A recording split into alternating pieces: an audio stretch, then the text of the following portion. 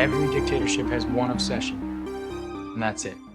Welcome to the Regular or Menthol podcast, where we discuss Kino movies. I'm Tate. This is the Big Chris, my co-host here. And goddamn it, we're talking about the movie Enemy, starring Jake Gyllenhaal and Jake Gyllenhaal. Big Chris, how you doing today, bud? Good, man. Good. Just another day in paradise. How about yourself? Couldn't have said it better myself. Another beautiful day in the Borough and Ambler. Mm-hmm. And I felt somewhat horrible today. Yeah. You got to laugh it off, though. You know, it feels like there's someone stabbing you in the eyes. Oh, yeah. You said you were having a bad one. Just can't do anything about it because I'm sitting in church. I'm getting church pilled. I'm getting the Lord's grace, but it's a very painful process because it feels like I'm getting stabbed. Church on a Tuesday. Yeah, I had my aunt's funeral today. Okay. Sorry to hear that. And you appreciate it. I'm sitting in church, and like I guess I have this like recurring sickness that comes back every 3 months, where I just have these headaches. And a couple nights ago, I woke up and I was just freezing, like the chills. Yeah. It's like, oh, great, awesome. Dude, I remember that you were pretty bad there for like a month straight. One time. Yeah. It's like, what the hell's going on with this guy? Yeah, it just comes back. I might be just having like, I don't know, my head blowing up or something. I don't know. Maybe it's just my mattress. But I've been telling you. New mattress, bro. The key is when this kind of thing starts, you just take like an ibuprofen and the symptoms go away. Like I feel pretty much 100% right now. But I didn't do that before I left. That's why I always got to have one on you, bro. I'm dying. I always have one on me. That's a good point. That's a damn good point. Got to be prepped, though. You got to be a prepper. Speaking of prepping, talk to me about prepping, my friend. Are we doing it, or are we going full-blown Canadian prepper? You're getting the water purifier? Yeah, so what's happening? I was showing you this dude who's like a doomer prepper on Facebook that I like to watch his antics. He was saying that I guess the government or Bill Gates is attacking the water supply. I don't know, dude. Bill Gates. So effectively, he's claiming that there's going to be like 1 billion people dying in August or something. I'm like, 1 billion people dying in August. Yeah. Interesting. Now, okay. Well, he's part of you. You're like, well, it doesn't hurt. No, dude. I'm prepped up. I got all kinds of shit. But it's a good point too, because like if something happened to the water system, it's like I got about 12 like rivers around me. This is like prime fishing area. Mm-hmm. So I'm just going to get a couple water purifiers and just use those. That's all well and good, my friend. But what do we have to default to? We're discussing the possibility of anything happening. Well, yeah, nothing ever happens. That's why I'm watching this. I'm looking at this dude's, he posted like 7 times today. And I'm like, well, nothing ever happens. I think he's going to be a bit disappointed when September rolls around. But dude, it's better safe than sorry. September, like, well, what do you think the biggest happening of our lifetime was? I guess 9/11. Like, what constitutes a happening, right? I guess 9/11. Like, 9/11 was the craziest shit, probably, right? Yeah, in our lifetime. But I'd probably say 9/11 and then like COVID. Yeah. And then possibly as a third place might be the 2008. Yeah, well, financial I don't know thing. if COVID counts though, because like now you have the science. He's on trial and he's pleading the fifth, even though he has immunity. Well, I thought. Wait a second. I thought we were supposed to trust the science. No, science is pleading the fifth. The science trademarked, dude. I mean, there's nothing better than I'm watching clips from this guy's trial, and they're all like shitting on him because he somehow they got a hold of his diary. Like, who keeps a diary at age 70? And apparently, it's like an online. Yeah, it's like an online memoir, something like that. But anyway, so he's like the whole time apparently, writing in it how he's a celebrity and how fun it is to like brush shoulders with celebrities. It's like, bro, you're a fucking nerd. You're a nerd, dog. You're just a nerd. Like, real talk. Jesus. Height check? He's like 5'2", 5'1", something. Oh! Something in that area. So, Nothing ever happens. Yeah, so you just default to nothing ever happens. Anyhow, let's talk about this movie. Anthony Fauci's 5'7", Sure. just so you know, 5'7". But anyway, tell me about Enemy. Well, wow. Adam Bell is a history lecturer in Toronto, grinding through the same lecture on totalitarianism, the same apartment, the same joyless routine with his girlfriend. Then a colleague recommends a forgettable local film, and in a single background shot, Adam sees a bit part actor who is not merely his lookalike, but his exact double. Same face, same voice, same scar. He tracks the man down. Anthony Clare has a pregnant wife, a nicer apartment, and an appetite for control that Adam lacks. Neither man can leave the discovery alone, and what starts as curiosity curdles into a swap that neither of them fully authorizes. That was a good synopsis.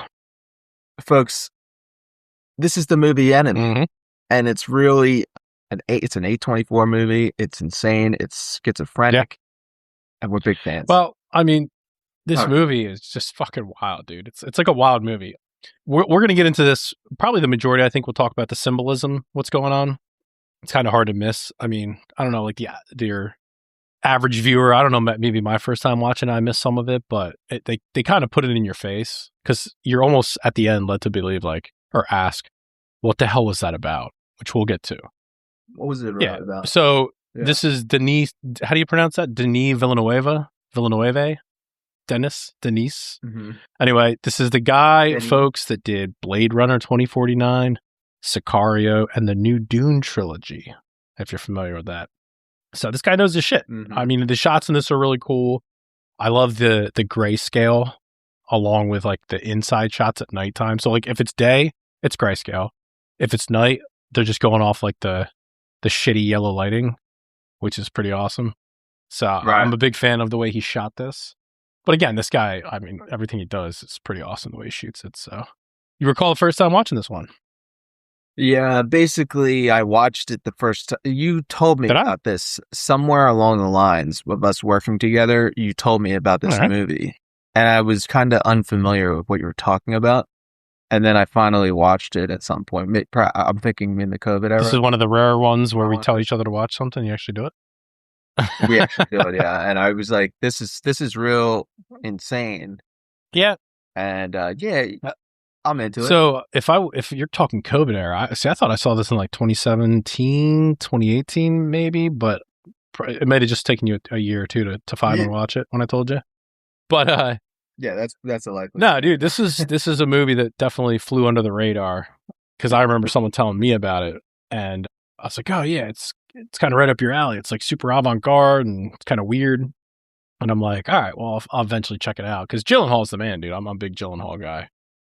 So anyway, watched it and I'm like, yeah, this movie was awesome. Got to watch it again. Got to figure it out. But again, this is just I always say, this is a Gyllenhaal type movie because he does these low budget scripts and movies that he's into. And I'm thinking to myself, hey, I like him as an actor because he'll pick and choose what he wants to do for the art. He'll do it for the art, not for the paycheck.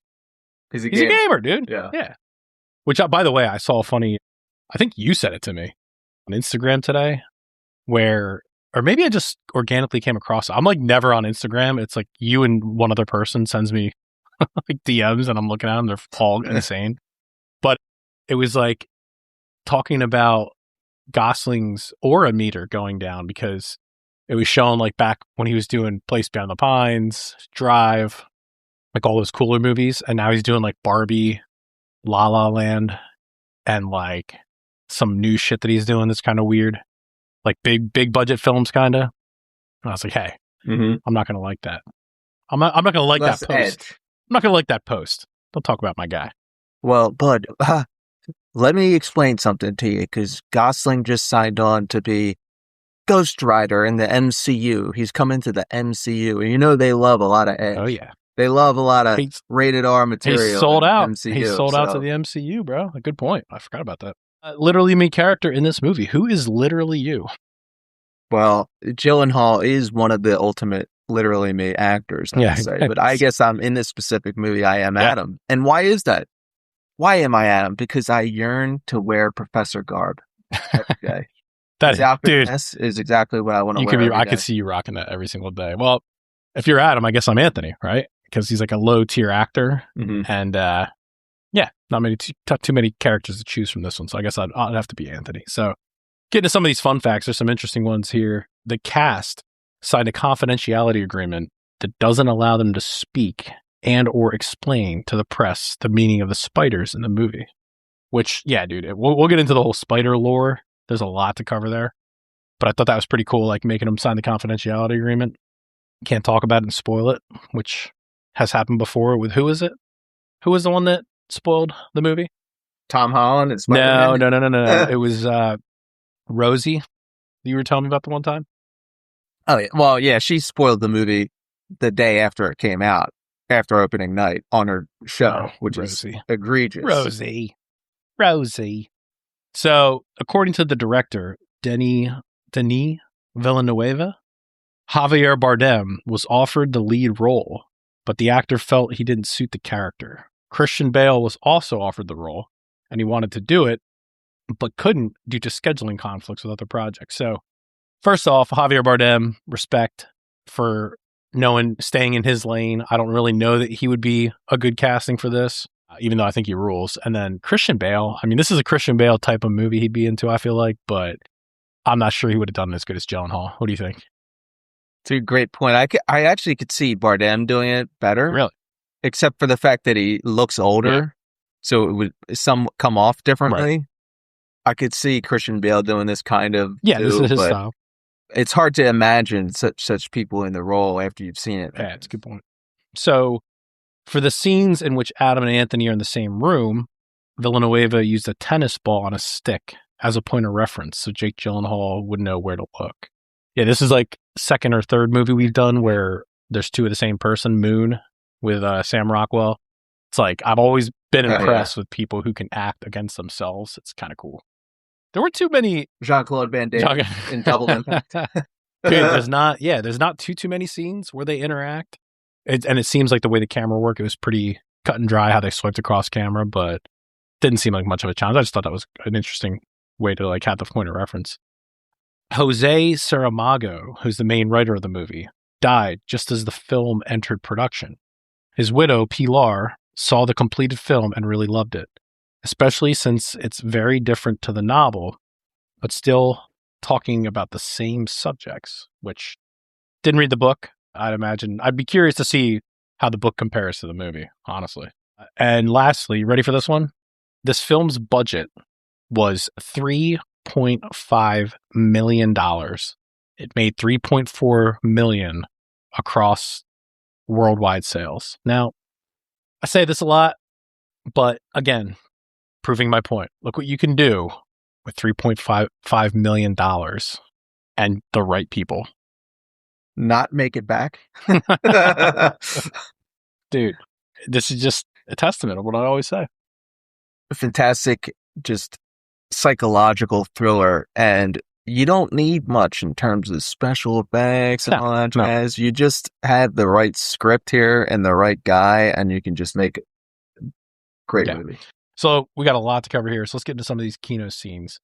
Wild opening scene here. So, you got these dudes are all dressed up in this back room. You need a key to get into, and it's like giving me vibes that they're gooning right away because they're standing around, right? And dude, this reminds me, funny story. I think I've said this before, but I was in college and they were recruiting dudes to be in this frat, right? So it's like freshman year, I'm at this party, everyone's drinking, and it's in a basement. And we go down and it's like just a big swarm, like a circle of dudes, and they're watching these two chicks on the ground. And I'm like, bro, like this was me being introduced to gooning proper. I'm like, dude, what's happening here? What are we doing? This like disgusting, unfinished basement smells like beer and piss, and these two chicks, like, get me out of here. These two animals. Get me out of here, dude. These two whack queens are going at it on the floor. But it reminds me of this scene because, you got these guys rolling around or whatever. But turns out, surprise, They're just watching her step on a tarantula. That was what it's all about. They're not gooning, after all. Yeah. The metaphor is there, but it's actually kind of weird. they are gooning. Regarding this scene where they're gooning together, you ever been somewhere and you're just taking part in some activity and you have this thought to yourself, this is all just incredibly dull. I just need to get out of here right now. That was exactly what I was saying. I was in that situation. You know what 100%, I mean? dude. Weird. It's like all of a sudden you have this thought, it dawns on you, I kind of just need to get out of here. And this is where I employ the Irish goodbye. Yeah, you're a pro at that, dude. You just get out of there, to. right? And people just do the strangest things in an effort to avoid doing what they actually need to do, myself included. Go on. Of course. But it's just, if you ever find yourself in a room, like in a basement, yeah, and you're like gooning, it's like, what should I be doing right now, right? 100%. So we're introduced to Adam, okay, who is a college professor teaching history. Interesting lesson that, if you call it what he's teaching, he's talking about the power and control. Every dictatorship in history had their own method. We talked about this the other week. Bread and circuses, lower education, censoring information. Very interesting concept that he's talking about here. I mean, we talk about this regularly. They're controlling the masses. We are in the endgame right now. We're coming towards the end of this. If you listen to the fear mongers, right? Every empire lasts 250 years, something like that. And he says something along the lines of a pattern that repeats through history, right? He's talking about Spengler and his repeat of history, the meme of good times, blah, blah, blah, same thing. Yep. And I think we might be in the end game considering all he's talking about now. It does parallel somewhat to the idea that his other half is more about power and control, and he is not. We just reached 250 years, bro. We're celebrating 250 in America. Is it over? It's over. We're so back. Is it over? We've never been so back. But it's an interesting lesson. Yeah, I'm like, listening to this, I'm like, oh, that's interesting choice that you went with. But yeah, it does apply to the characters. I agree. And it cuts to this weird scene where he's in this little faculty room reading a book, and his colleague is asking him if he's into movies. And immediately Adam responds in some kind of frustrated manner of, it's basically, how do you talk to some normie asking dumbass questions to you when you're clearly reading a book? Like, am I into movies? Like, what? And he's like, is there any reason you're asking me? Like, do you have some movie rec for me? And the guy actually just what gets the movie rolling and everything. Guy gives him a movie rec, and he rents the movie and all that jazz. But it's like, just coming off of Ace Ventura, you get this impression that these movies, there's anti-normie themes throughout these movies. Like, Ace would do some kind of slapstick, over-the-top response trying to suggest to the guy that his line of question is meaningless. But Adam, he just kind of gets right to the point. What's the core of this elitism, anti-normie tone in these movies? Explain. Yeah. No, it's a good one. It's a funny scene too, because the guy's like just a dweeb, but he of course recommends the movie that he's in. But it makes you wonder, okay, what's going on with, do people know? But this is obviously before, you realize, but I like to look back at these scenes and it's like, okay, how much do people know? Who's aware of what? You know what I mean? So we're introduced then to Mélanie Laurent. This is the chick who played Shoshana in Inglourious Bastards. What are your thoughts on her? Mélanie Laurent. Truly a delight. Because she's naked? I mean, you get like quick flashes of it, and it's not till the last quarter of the movie where they hit you with some nice titty shots. But speaking of right, you're the gooner. Melanie, she's a good actress. I love her. I want to marry her. She's your wife? I looked her up on. I looked her up on Wikipedia. Yeah, she rolls. I think she's a good actress. But it's kind of weird that he doesn't notice the extra look. The guy who looks like him, right? Who ends up being Anthony. Yeah. So he first watches the movie, and it always sticks with me because he doesn't notice it right away, and then he wakes up in like a dream, and then checks the DVD to confirm it. And it's like, is this some kind of subconscious of the mind where he didn't realize it at first and then thought about it when he was dreaming and went back? Is this a real thing? Yeah, like you're not consciously catching it, but your subconscious catches I feel like it's a it. very So rare thing. when you go and dream, that pops up in your head. Hey, I saw and myself. forces you to go back. Or is it, oh, yeah, I saw a guy that looks exactly like me, but it wasn't me. Or is it like, this isn't happening for real? The whole DVD thing is him Right. That's a good hallucinating. point. So in this scenario, if this happened to you, what are you doing? What are you doing? You see yourself. You see a dude in a movie who's literally you. It's not Ryan Gosling. What are you doing? It's a whole roller coaster ride of emotions, because the first thing I'm thinking is that I have a twin That's what I was somewhere, thinking. and I never knew it. And that opens up a whole plethora of things to think about, where on one sense, you're someone's lying to you. So you question your parents, and if that doesn't work, I'm going to use my advanced detective skills and go find the guy, stake him out, watch him for a little bit, assess the situation, right? Oh, I mean, you also have to wonder, like, am I losing my mind? Am I losing my mind right now that I'm seeing a guy that looks exactly Maybe you're hallucinating. I don't know him. 100%. I mean, like, this has happened in real life, where there's real life twins who were separated at birth, and they were like living in the same town even. Didn't know that one. And all like 20 years later, someone was like, hey, I think you look like this dude that I know. And they go and find out, and it was this whole rabbit hole of like being separated at birth. Hey, dude, you're literally me.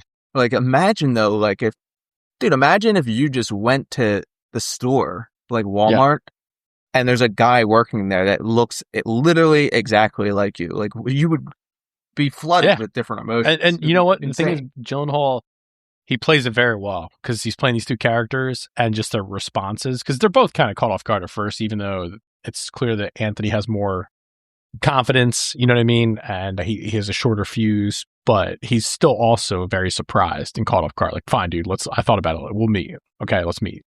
And obviously runs point, because he's like the type A personality. But yeah, I thought he did a really good fleshing that out and portraying that. But so, we get introduced then to Anthony and Helen, which is the actor and the pregnant wife.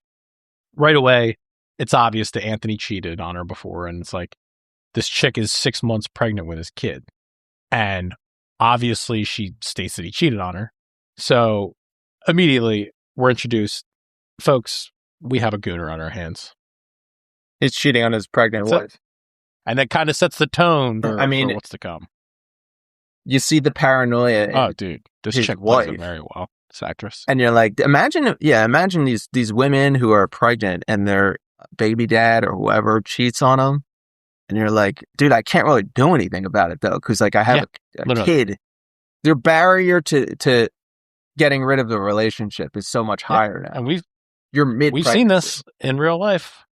Too many times. Folks, we've seen it. It's not good. But something interesting here was then, he talks to him on the phone. She's questioning, who is that? Blah, blah, blah. He's like, it's the guy. Because she's freaking out thinking it's some chick. And so Helen goes to meet Adam outside the school. And I don't know if you caught this, but she calls Anthony's phone immediately when Adam starts walking away to see like if he'll pick up. And it's not until Adam turns the corner and he's out of sight when he picks up. So I'm thinking to myself, there's some foreshadowing there. This guy, like, they intentionally showed you that he didn't pick up until right after he turned away from like out of sight. Thought that was weird. Yeah. You've been here before. Your gut's yelling at you right now. Wait a second. Well, and it's right up. Something's going right after that too. It's when Anthony is tailing Adam and Mary, and she's walking down the street. Mary is, and he's riding his motorcycle. Same exact thing. He almost runs her over, and it took me until this time watching, and I'm like, oh shit, she didn't even really notice him, because he like kind of speeds away right after he almost clips her, and she just keeps her head down and starts walking. I'm like, definitely would have. He like revs up his engine. Definitely would have noticed. So it's like a little foreshadowing of what we're going to talk about. Like, are these characters really there? What's going on here? So I think he's giving you little clues, like Easter eggs along the way. Yeah, agreed. When you see this kind of thing, like for me, it's like my gut is like, oh, dude, are we doing this again? Are we doing this kind of thing? Like your gut's telling you something's not right here. It's something besides just this guy having a twin. And I'm like, they're also acting weird towards each other. I would feel like the idea of finding out you have an identical twin, right? And immediately becoming antagonistic towards him. That's interesting to me. I feel like for me, I would immediately become friends like, dude, you want to hang out with my twin? Dude, we have so much to talk about. Yeah, I'm like, dude, we are this. Well, by the way, you are literally me. So it's like I want to join forces with you, dude. Like double the power right now. But I've been cloned. They might be someone you hate. Yeah, it's you. So like, imagine that. Imagine that for a second. You find out you have a twin, but you grew up in totally different places. You don't have the same experience at all. And they're actually someone that you just hate right off the bat, just because of the way they are. You, bro. Do you become enemies? Not literally. And that's the name of the movie, folks. But, it's right after that is when he goes to visit the mom. And the mom reveals, what's going on here. Like, you kind of, that's, at least for a lot of people, I'm sure, watching this, that's like the tipping point. When she's like, you're my only son and I'm your only mother, right? Is what she says to him. She's like, oh, and you should give up the dream of being a third-rate actor. So then you're like, okay, she's talking to Adam. She tells him to give up. Like, that's the real reveal for me. And it's like, okay, so this guy is living this double life, and it's literally just him. It's the reveal at the end of Fight Club in the hotel scene with Tyler and the narrator. It's that, except it's in the middle of the movie. Right, exactly. Which I don't even hate, like choosing to do it then, because there's still a lot that goes on after that, and you're like, all right, what the hell's really going on here? Like, they're still interacting with each other. They still have to interact with the girlfriend and the wife. You know what I mean? So there's still a lot to unpack. So it works. 100%. And by the way, like the scene cuts like outside for a second. There's some giant Lovecraftian spider thing that's hovering over the city. Did you see that cut for a split second? And I'm like, why are they showing this? What is going on here? And then I'm like, is this some kind of hell? Some kind of hell that they're... Well, there's... Like, if you all these characters, these lives of these characters, they're so drab. Well, the color scheme of the movie, it's drab. The weird communist architecture. Everything screams mundane. And I'm like, the people that live in hell, they don't know that they're in hell. That's a good point. That's what this is. And we'll talk about the symbolism of that. I think it's I think they're in where they're at. I think it's giving you not a hallucination of his life, but I think we'll talk about it at the end when we like unpack some of the symbolism and stuff. But yeah, I think that the two women are real and he's a real guy, but a lot of this is like fever dream type shit, but we'll get to it. Yeah. So there's a really cool scene here where Anthony tells Adam that he's going to bang his girlfriend so they're even, right? This is towards the end of the movie. And he dresses as Adam and it shows him take off his wedding ring. So in reality, right, this is just a normal day for him because he's got this shithole apartment. I guess it's like a second apartment if you're assuming they're the same guy. And he's banging this chick in it. This is like a routine for him. Mm-hmm. So it's telling you, hey, they switched places. Adam agreed to switching places. Anthony's going to, pretend he's him. And it just, like I said, when you start to realize what's going on, like, oh, dude, this is kind of depressing because this is literally just like old hat for him. This is like his routine. Yes. Kind of depressing. It's very strange. And another thing is, like, the mom reveals it, but even then, I still don't 100% know what's going on. True. It's designed that way. Well, and you mentioned Fight Club, dude. The scene when he's going into that apartment, like the nice apartment. It's like Adam going to Anthony's apartment, and the doorman stops him. And he's like, "Oh yeah, I don't know if Mrs. St. Clair is here. Do you need let into your apartment?" And they're in the elevator, and he's talking to him. He's the guy, the weird dude, and he's like, "I can't stop thinking about the other night. I got to go back. are they still giving out keys? And I'm like, speaking of Fight Club, this reminds me exactly like Fight Club. Does it not give you those vibes? 100%. It's the narrator realizing he's Tyler, and everyone is telling him about Fight Club and how he's the man. And he's like, holy shit, what have I been doing? He's like, I'll see what I can do. I'll talk to him. So now he's buying into the whole thing, which is interesting. Yeah, but then, okay, you're right. And I'm thinking about it. And then I start thinking about this thing, though. I'm like, what weird shit is this guy into? Yeah, well, that's... Like, yeah, he's having an affair with his wife. But what other shit is this guy That's the whole into thing, as well? is what's going on in this room with these guys that's so euphoric that they have to go back. It's not watching some chick step on a tarantula. But again, we'll get into the symbolism later. Car crash scene. I mean, you mentioned, the shots and stuff. This is the one that kind of just jumps out at me. I'm not a big fan. He crashes the car because he's arguing with Mary, who, finally figures out that he's got an indentation on his ring finger, which is a ring. She's like, who are you? She starts freaking out. So he crashes the car. And if I'm nitpicking, dude, the side swipe of the car initially is okay. And then it spins around and it just like looks super wonky. Again, I know I'm nitpicking here, but didn't like it. But if you notice, he does this cool slow pan out from the windshield, or I think it was a slow pan in, and the crack on the windshield looks like a spider web, which I thought was pretty cool. Don't know if you caught that. My thought was, okay, are they dead? Yeah, it's possible. And if they're dead, how could they be dead if they're one guy? Yeah. You know what I'm saying? Like, because then it cuts to the other guy. And you're like, wait a second, aren't they one guy? Because there's parts where I'm like, why is she freaking out about his ring finger when they're the same guy? Well, it's assumed, it's assumed that she hadn't noticed it till then. I guess, they're having sex or whatever, the sex. And I think that she's like playing with his hand or something, or she must have felt it. It's, again, assuming, it's a good question. Yeah. It's assumed that she just didn't notice it until then, because if you notice, they're always drinking. But it is weird that it just comes out of nowhere, and it's just like, oh my God, who are you? And she like has this crazy response where she freaks out. She's like, take me home. I don't know who you are. But the way she freaks out, she goes like, who are you? And it makes the viewer question everything and be like, well, is she saying that he's not the same guy? And it's really just her going, who are you? Like, you're an adulterer. Well, she's saying, who are you? What's your, you tell me you're this guy who, is this single dude who's an actor, or not. I'm sorry. Yeah, see, now I'm getting them mixed up. You're this teacher who's a single guy, yada, yada. You have this mundane life, but in actuality. So no, it's a good question though. But again, I think there's a lot of areas where you're questioning. It's like, to make the movie work, there's got to be some kind of, again, fever dream sequences where it's like, you just not really sure. Yeah. It can be a little bit vague. But then, so we'll jump right to the ending scene. Like I said, get into some of the symbolism and stuff. But ending scene, it's like, I'm watching this first time and it makes me jump through the roof, dude. I'm like, holy shit.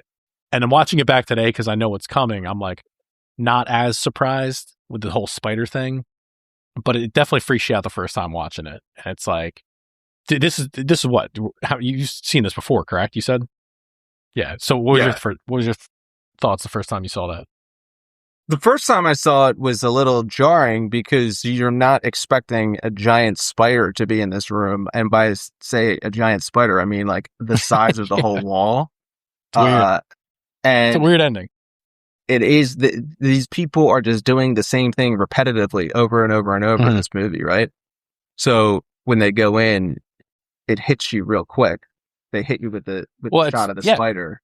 And you're like, it's a good point. Shit. He does this thing throughout the movie where even though you're kind of questioning what's going on, it's making you watch it intently, the viewer, and it's like you're getting so comfortable with their environments, their interactions, who the people are, the players, and it's like, you're expecting him to walk in this room. It's like, hey, Helen, what's going on? Maybe you're thinking she, her water burst or something, and then it just hits you with the spider, and you're like, what the fuck did I just see, dude? But it's a nice way that he slow plays the whole thing, and then it just hits you, and then boom, movie over, which I thought was pretty cool. But from my understanding, okay, this is symbolizing the pregnant wife being fearful of Anthony because if you notice, he's going back to his old tendencies, right? So it's no big secret here at the end of the movie, because he looks in his jacket pocket, he sees and then this is Anthony again, which earlier in the movie, it's Adam saying, hey, I picked up that thing from the old apartment, yada, yada, yada. Well, in actuality, Anthony had it all along in his jacket pocket, where it's the key to the goon cave, right? So he's like, okay, I'm going back to the goon cave. Hey, Helen, I'm going to go out tonight. And it's like, she knows. And it's just, the spider is representative of her. And she's just like cowering in the corner, like, I can't believe you're going back to like your old ways. I mean, I might be wrong, but that's kind of how I took it. I also am a big fan of the fact that he just looks at the spider for a prolonged period of time, whereas I would immediately be like, okay, I'm out. Well, it's again, that's the $1 million question. It's like, what does he really see here? Does he see the spider? Is this just the movie telling you that it's the symbolism of the spider? We don't know. But if you think back to the opening sex club scene, it's like, this is when she's stepping on the spider and these guys are all in the same room. Now, I've read some on this, but I think this was my original take, was like, this is symbolizing her squishing the fear and commitment. This is all, if you notice, they're all older guys in the room. And it's like, these are all married men who were like, have the same mundane life all the time, every day. And this is like their outlet. So the symbology of squishing the spider is like commitment, responsibility, and they're euphoric off it, if that makes any sense. Yeah. Right? So. Well, I mean, it's powerful. It could just be that this guy wanted to make a large movie and draw you in with this insane script just so that he can scare you with it. What if that was the case? He's just like, I'm just going to like do this jump scare. It's only $3.5 million, whatever. Gyllenhaal's into it. Let's just do a jump scare at the end just to mess with people. But no, it's so I think it's assumed, and we kind of covered it, but Adam and Anthony they're not two separate people, right? So they're representing two sides of the same man, right? So one's this quiet, dull professor, and the other one's like this impulsive, cheating actor, right? So how do you know this? Adam and Anthony, they have the same body. It's not two different guys who just happen to look alike. They have the same scar, right? And it's the same ring mark from the wedding ring, and it's acting as a split personality. Not to steal from Fight Club or anything, but yeah, they are the same guy. The actuality of it is, the way they play it though is so interesting, because they kind of admit to each other that that's the case. They're like, oh, we could be brothers, and the one dude's just like, it's not likely. And then the rest of the movie, they just act like they're two separate people, though. Well, you know what I mean? Like they're talking to each other, like, I'm gonna bang your. But that's him talking. That's him talking to himself. In actuality, because the idea being is the mom proves it by saying, "Hey, give up this whole dream of being a bit actor," right? So in actuality, that's his split personality, where he's got this boring, mundane life, and he's like, I'm going to create this alter ego who's got confidence, who rides motorcycles, he's an actor, goes for runs, right? That goes out west. So, but it's weird because... But if you found out that you had a split personality, would you be talking to it? You know what I mean? Like, he already knows that he's a split personality. So I think you're taking it too literal. You're having these conversations. That might be too literal. Well, I mean, it's just like, I know it's like, he knows or suspects at least that this is split personality, but the way they play it, where they play it out the rest of the movie, where the audience knows too, but still they're going to act like there's two different characters and do things ambiguous enough where there's a question in the back of your mind that, wait a second, maybe there are. Right. It's not like 100. They don't play it 100%. Well, the $1 million question is, who's the main guy? Who's the real guy? Who's the OG? Because when you think about it, okay, well, if it's, you would think it's Adam because he goes to the mom and the mom says, hey, you're a history teacher. You have a nice apartment. Quit trying to be this bit actor, right? To create this personality to make yourself come out of your shell. At the same time, the divinity, and I think it lies with Anthony because he's the one who has the pregnant wife. He's the one who's going off cheating. He's got this mistress. He's going to the goon cave. So the question is, who's the main guy? Who's Tyler Durden? Who's Tyler Durden? Maybe there's not one main guy. Maybe it's like behavior from both of them is the main guy. Well, and in his mind, he splits off good and bad. Yeah. But every person that he interacts with recognizes that there is good and bad Adam and Anthony in the same guy. Right. Well, so then, it brings you to the movie title, which is Enemy. So the true enemy in the film is thought to be man's own subconscious desires, compulsions, and self-destructive nature. So that's what it's all about. It's just showing all of these choices that he makes and how they lead you down a destructive path. You know what I mean? Many such cases, your biggest enemy is your own mind. Your conscious mind wants one thing, but its power is but a fraction of your subconscious mind, who relies on ancient programming from your youth. You just can't think your way out of. Like, inevitably, you fall back to your programming. There's no way out.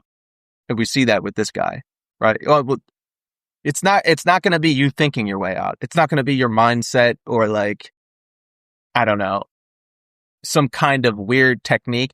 It's going to be, or some kind of productivity technique. It's going to be like you doing something repetitively over and over until it breaks into your subconscious mind and overwrites the programming.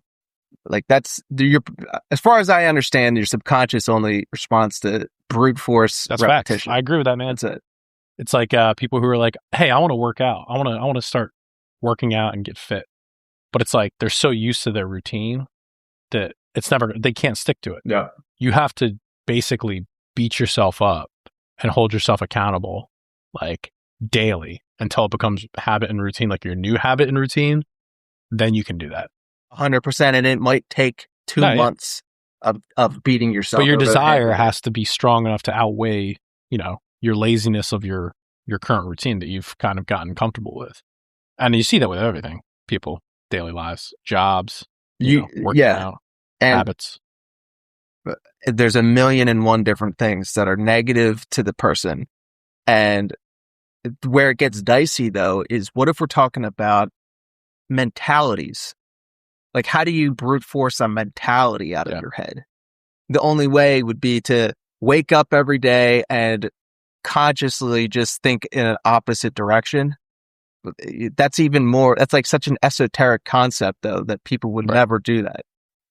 With working out, it makes sense. It's very easy to understand. Like, you just force your way into the gym, 3 times a week for 2 months straight, and all of a sudden you're not thinking about it anymore. But what about, like, being negative? That's a little bit more vague of a concept. Like, how do you avoid being just automatically negative?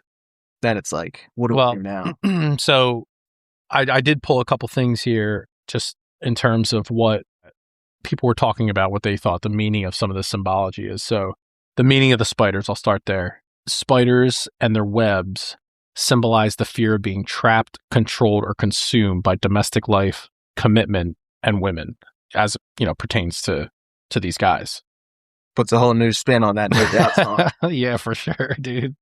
It's one of my daughter's favorite songs. We fucking rock out to that. So the giant spiders also represent how the protagonist views his wife and mistress as fragile, trapped creatures or other objects for his gratification rather than real people. So, like, you mentioned the giant spider, lurking over the city. I just saw that as like that's at the point of where everything's hitting the fan in the movie, and he's just like got this like cloud over him, and he feels kind of like trapped. That's the way I look at it. I don't know. Could be wrong. And then the final scene shows man slipping back into his old ways, unfaithful habits, accepting a secret club invite, realizing he's doomed to repeat the same toxic mistakes. Which, So that's like the spider symbolism. I think that's pretty accurate, what they're trying to go with here. Then there's the key, right? Which is access to secret desires. Like it grants entry to the underground exclusive sex clubs, the hidden identity, unlocking compartmentalized dark desires that he hides from his normal life. Finding the key in his jacket represents the temptation of infidelity returning, and it acts as a literal invitation to fall back into old patterns. So, yeah, it's like what you're talking about, dude. It's like the hedonic treadmill, and that's kind of what the key represents. And it's like you have to be able to break that.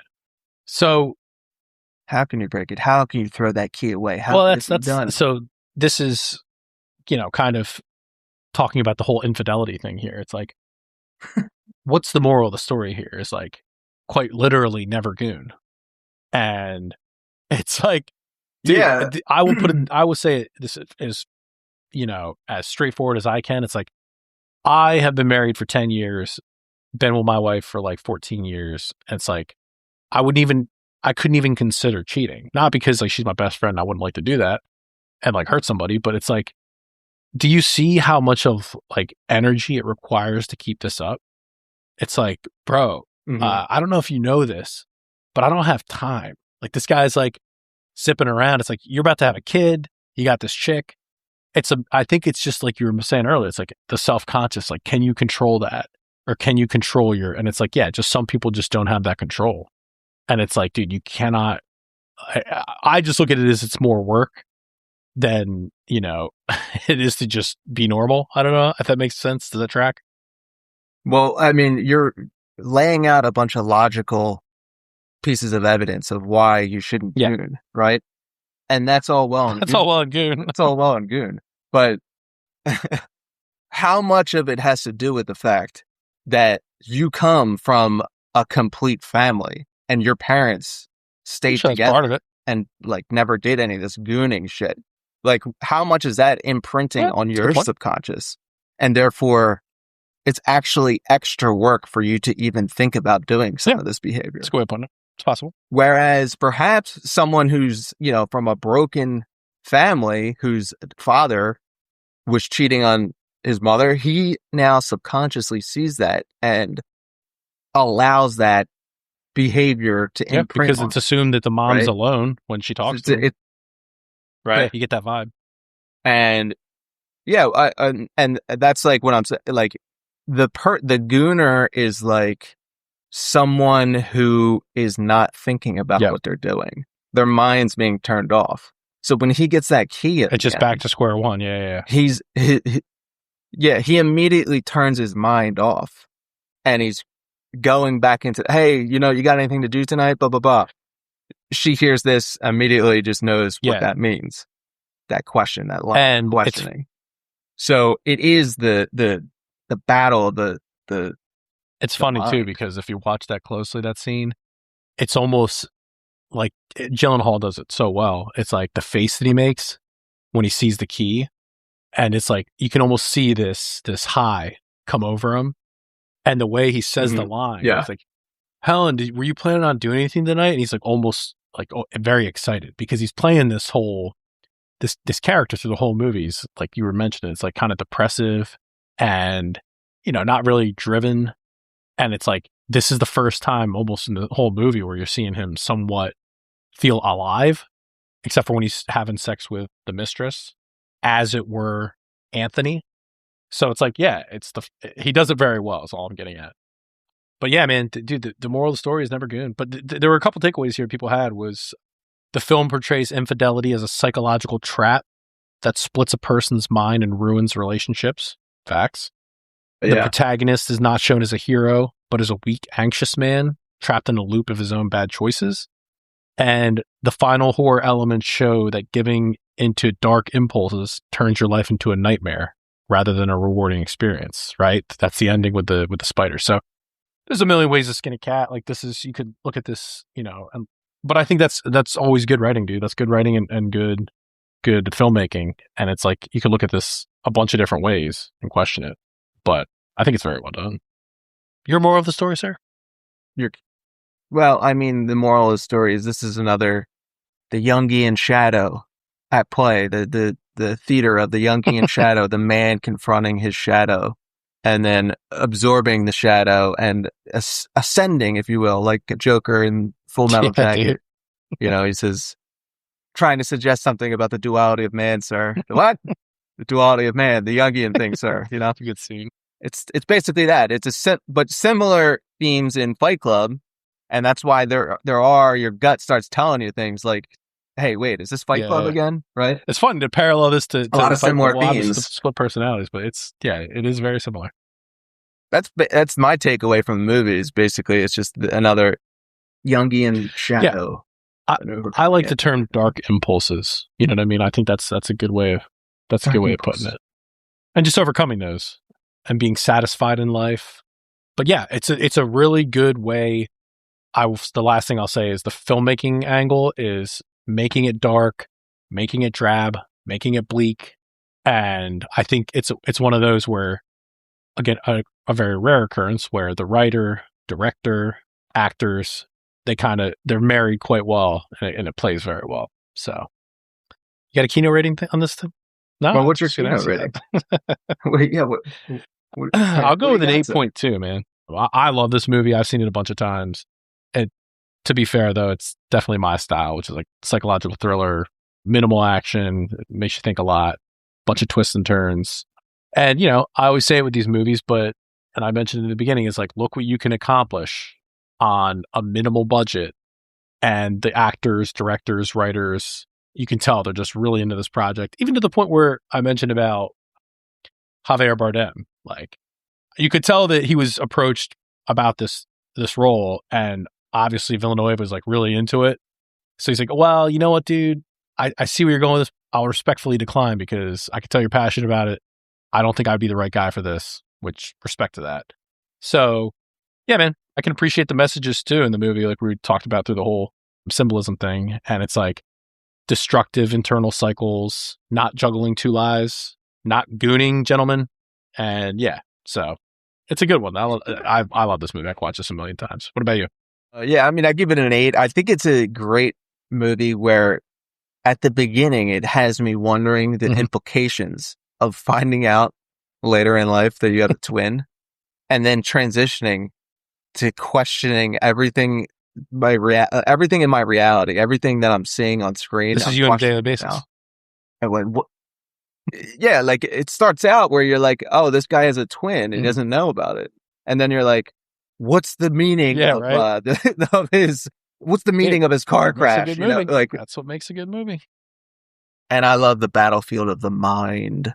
I'm a big fan of these psychological thrillers with the mind is the battlefield and everything like that. So yeah, I give it an 8. A great movie, A24 movie. And yes, folks, Kino. Yeah, there you have it. If you haven't seen it, Enemy 2013, starring Jake Gyllenhaal. Definitely give it a check. Hour and a half, easy watch. You can watch it a million times. Anyhow, appreciate you listening. You can check us out on the website, www.regularmenthol.com. You can reach out to us at regularmenthol@gmail.com. What do we got on for next week, my friend? Well, we have just an incredible boner for like Wild Things, starring Matt Dillon, Denise Richards in her prime, and Neve Campbell. That's a nice asterisk there, in her prime. Yeah, but you know what, though? Have you seen her recently? She's... Wood? Are you telling me? No, I don't know about Wood, but she's in this show. My wife always has it on, Real Housewives. And a lot of plastic surgery. But for her age, though, I mean, I think she looks pretty hot. But we'll get into that next week. Well, I mean, when did Wild Things come out? The 90s? Yeah, mid-90s. That's a good time. It's a good amount of time ago. Oh, yeah. Jesus. A long time ago. I'm hungry.